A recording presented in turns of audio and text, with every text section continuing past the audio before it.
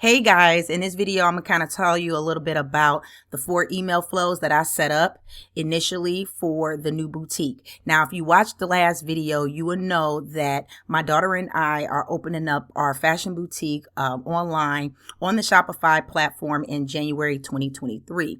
Now, there's certain things that I set up just because I have previous experience in this realm, and I set up 4 email flows off the top because I feel like they're very important to help engage with your customers and capture leads and nurture them. So with that being said, if you've never used Shopify before, or if you do have Shopify, the email service provider that I use in connection with my Shopify is called Klaviyo. That's what I use. And I hope I'm pronouncing it right, Klaviyo. And I'll put a link to it in the description below so you can check it out for yourself. But there's 4 flows that I set up, and those flows being a welcome series off the top. I created the welcome series, the customer thank you, the abandoned cart series, and the browse abandonment series. Now I'm going to tell you about each and every one of these series and why I set them up. First things first, when somebody a visitor comes to your site on Shopify, you can have a sign up form there for them to be notified when you have new products, and just to sign up to your email list to get discounts, coupons, things like that. And that's kind of why I set up the welcome flow. The welcome flow it gives them like 3 emails that goes out several days apart. And it basically nurtures them, like saying, hey, thank you for signing up. This is what you can expect, XYZ. And that's why it's important, because as soon as somebody signs up, you want to acknowledge them. They just signed up to your store. I also created a customer thank you email, so that way there are filters put on there. So Klaviyo is synced with Shopify, so they can see if this customer is a first-time buyer, or when they order their first product from you. So that flow is set up to say thank you for your purchase. Okay. And there's a sequence in that as well. In that customer thank you flow, there's 2 things inside of there. One, it says thank you for your purchase. And it also will send them another one if they were a returning customer. Okay, so those 2 things are set up in that one flow. It'll see if this is the first time they ever bought from you. It'll send them the first timers email. Now, if it's the second time, it'll send them the returning, like, wow, you came back again. Thank you so much for continuing to do business with me. That is set up. And it does this automatically, guys. So if you set it up in the beginning, it's already working for your businesses and it's working for you from the jump. That's why I set that up. The other flow is the abandoned cart. Now, inside Shopify, let me go because I do everything in real time, guys. So as you know, especially if you're a subscriber, and if you're not, definitely hit the subscribe button.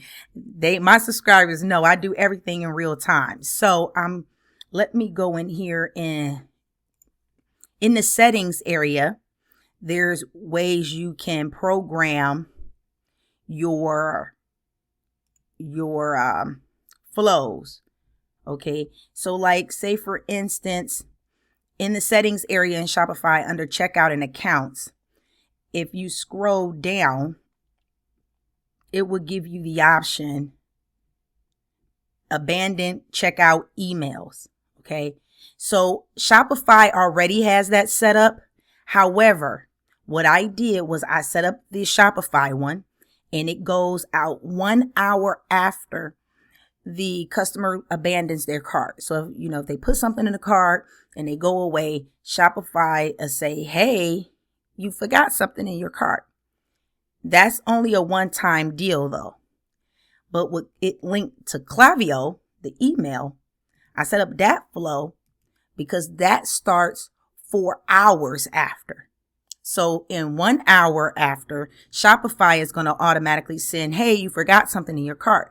3 hours later, my email sequence is going to hit, okay, and say, hey, it looks like you left something. And then maybe the next day, is going to hit them again like, hey, you left something in your cart yesterday, right? But Shopify alone won't send them like that. So I have it set up like that through Klaviyo. So set up your one in Shopify in the settings area, but also set up the Klaviyo email follow-up flow. Okay. And then there's a browse abandonment. Now the browse abandonment is a special flow. Okay. It's kind of hard for it to send something if the person isn't signed up or anything like that, because it wouldn't know what email to send it to. So it really works for those people who are already subscribers. However, if they browse a product, so after a person has viewed a product, and if someone has started to check out, they haven't started to check out, I'm sorry.